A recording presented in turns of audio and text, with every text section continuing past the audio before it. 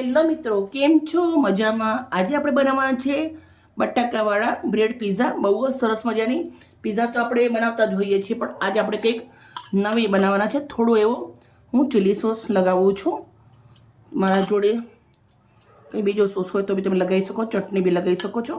તો આપણે આવી રીતે ત્રણેય ઉપર સોસ લગાવી દઈશું. એકદમ ચટપટું અને એકદમ નવી રીતે બનાવવાનું છે. બહુ જ સરસ મજાનું અને એકદમ ઘરના મસાલાથી બધું જ બની જાય છે. હવે આપણે અંદર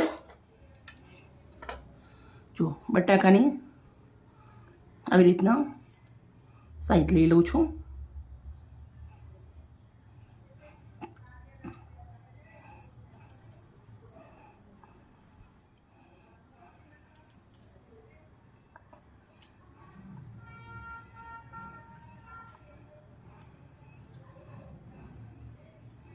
આવી રીતે આપણે બટાકા લગાવી દેવાના છે.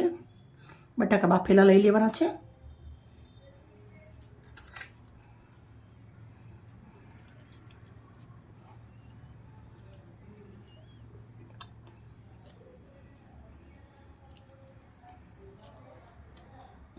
હવે આપણે મસાલો નાખીશું. તો થોડું એવું હું લાલ મરચું નાખું છું. બટાકા છે એટલે થોડું મીઠું, થોડુંક એવું ઓરેગાનો,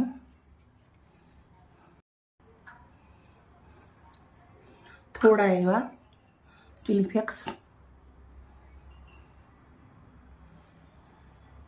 હવે આપણે ઉપર થોડું એવું ચીજ ખમણી લઉં છું. પહેલાં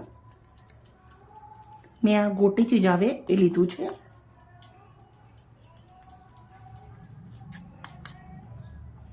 એક ગોટી ત્રણના અંદર પહેલાં નાખી દઉં છું.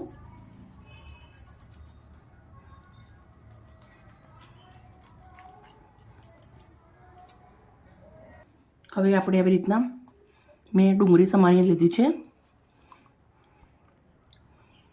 આવી રીતના ડુંગળી લગાવી દઈશું. ચારે ઉપર આવી રીતે આપણે ચાર ડુંગળી લગાવી દેવાની છે.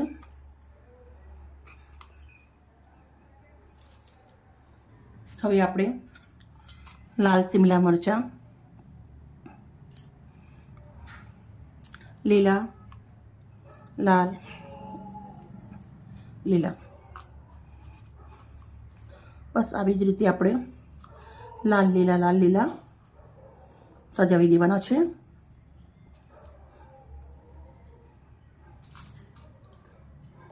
હવે આપણે થોડુંક એવું ઓરેગાનો ઉપરથી નાખી દેવાનું છે, ચપટી.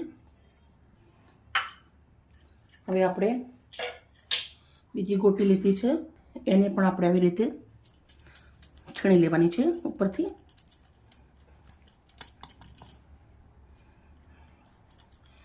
મિત્રો, તમે પીઝા બહારના ખાતા હશો, પણ આવી રીતના મેં બનાવ્યા છે એવી રીતે એકવાર જરૂરથી ટ્રાય કરજો. તમને બહુ જ સરસ લાગશે અને ખાવાની મજા આવી જશે. બાળકો તો ખુશ થઈ જશે.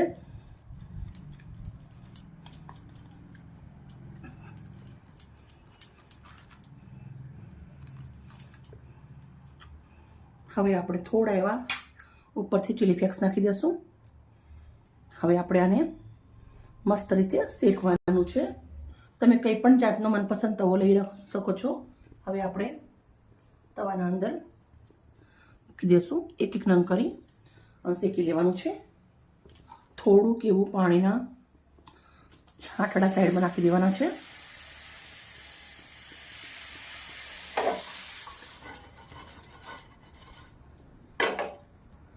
મસ્ત શેકી અને રેડી કરી દીધી છે.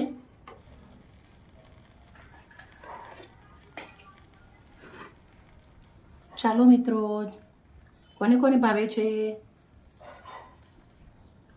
થોડુંક એવું ડીશ સજાવી દેશું. ચીલી સોસ મૂકું છું થોડો આવી રીતે ત્રણેય બાજુ. ગ્રીન ચટણી,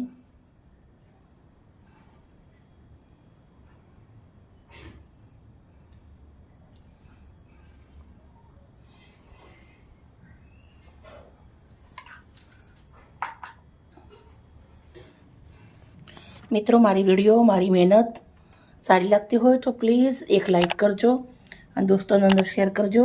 આવી જ મજેદાર રેસીપી સાથે કાલે મળીશ. Okay, bye bye.